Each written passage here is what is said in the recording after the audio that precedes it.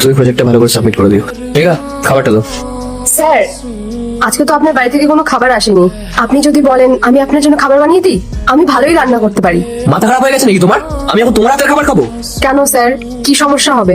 অনেক সমস্যা আছে। তুমি সারাদিন সবকিছু পরিষ্কার করতে থাকো, টয়লেট পরিষ্কার করো, আর আমি তোমার হাতের খাবার খাবো? বেরিয়ে যাও এখান থেকে। বলেছো তুমি?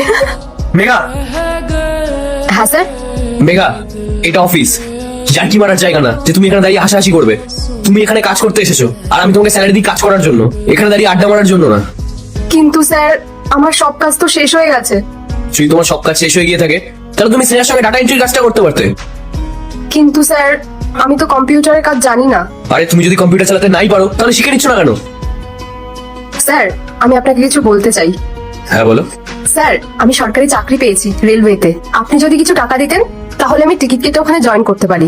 কংগ্রাচুলেশনস মেঘা, খুব ভাগ্য করে মানুষ সরকারি চাকরি পায়। Thank you.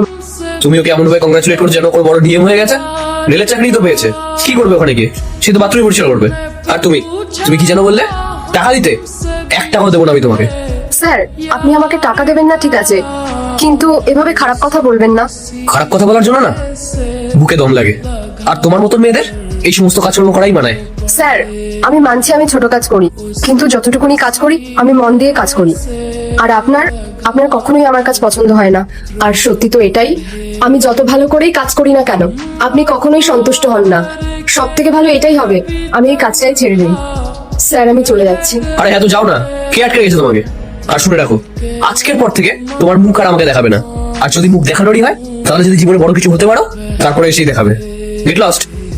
এবার আমাকে কিছু করতেই হবে, যাতে আমাদের মতো গরিবদের নিয়ে কেউ কখনো এরকম মজা না করতে পারে। কিন্তু তুমি এখানে? মিস্টার রাহুল, আমার খুব ভালোভাবেই মনে আছে আপনি এই অফিসেই আমার যোগ্যতা নিয়ে কথা বলেছিলেন। আর সাথে আপনি আমাকে এটাও বলেছিলেন, যেদিন আমি লাইফে খুব ভালো কিছু করতে পারবো, সেদিন আপনাকে এসে আমি আমার মুখ দেখাই। তো স্যার, আজ আমি এখানে এই কারণে এসেছি, যাতে আপনাকে আমাকে করা অপমানের যোগ্য জবাব দিতে পারি। মেঘা, তুমি অনেক বড় কথা বলছো। তুমি আর যা কিছু হয়েছো না, সবটাই স্যারের জন্য হয়েছে। স্যার, আপনি তো কখনো কারোর মধ্যে ভেদাভেদ করেন না, তাহলে ও যখন খাবার বানানোর কথা বললো, আপনি মানা করলেন কেন? স্নেহা, মেঘা খুব ইন্টেলিজেন্ট একটা মেয়ে, ও জীবনে অনেক বড় কিছু করতে পারে। ও এখানে থেকে সারাক্ষণ পরিষ্কার পরিচ্ছন্ন কাজ বাজ এইসব নিয়েই পড়ে থাকে। আরে ও যদি সারাদিন এইসব নিয়েই পড়ে থাকে, তাহলে ভবিষ্যতে আগে এগোবে কি করে? আই এম সরি স্যার, আমি আপনাকে বুঝতেই পারিনি, আর আমি নিজের অপমানের বদলা নিতে চলে এসেছি। আপনি প্লিজ আমাকে ক্ষমা করে দেবেন।